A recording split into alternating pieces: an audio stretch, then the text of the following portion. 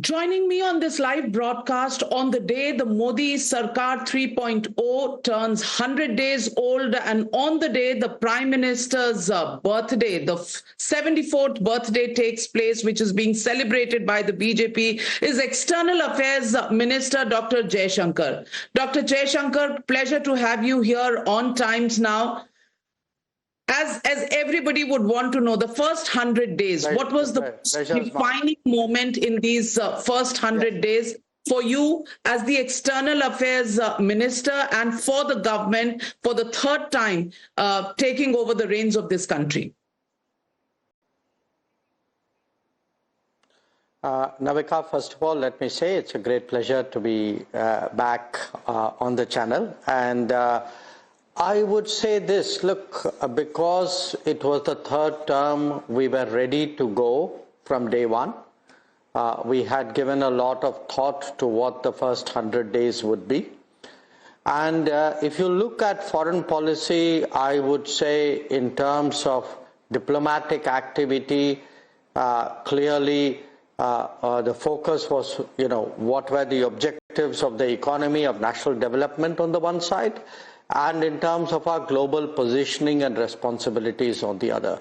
So when it comes to the first one, I mean, you saw the Prime Minister go immediately after the swearing in to the G7 summit. He met all the G7 leaders there, many others as well.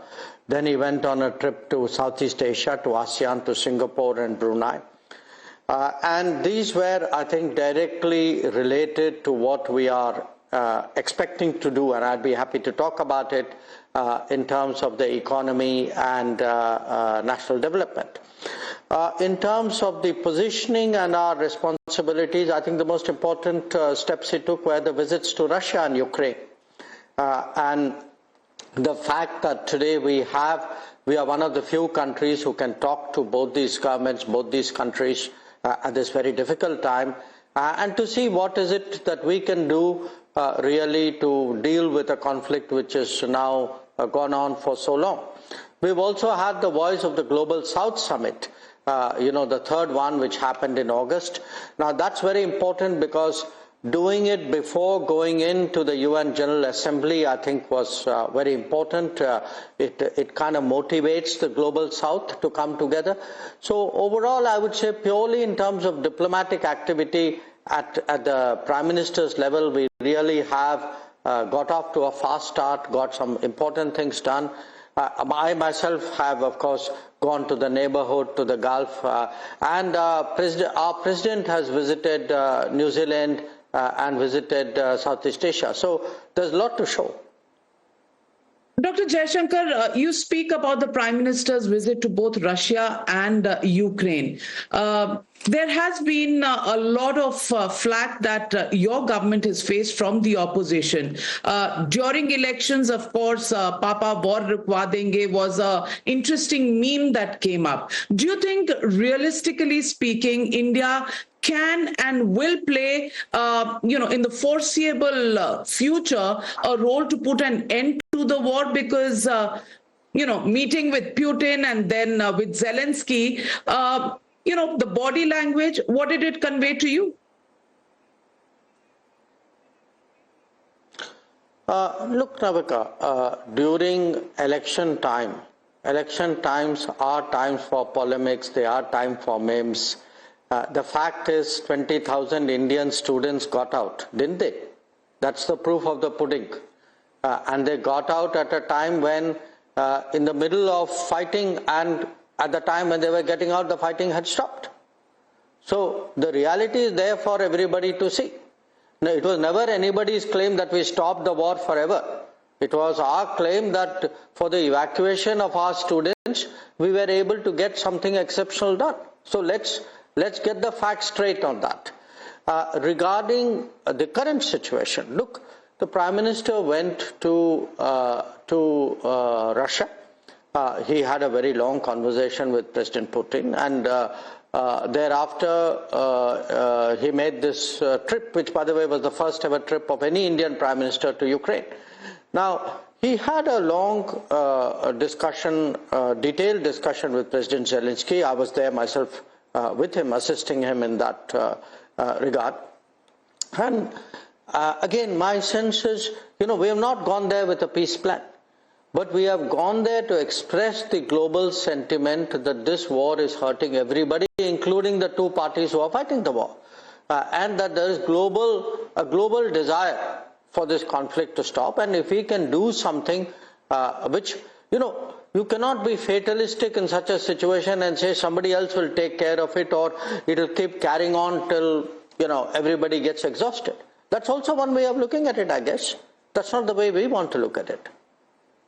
But Zelensky, so, again, I come back to it. The fact that you meet Russia and then go to Zelensky, to request for peace, has that gone down well? Because people expect us to be votaries of peace, and meetings with Russia, oil contracts.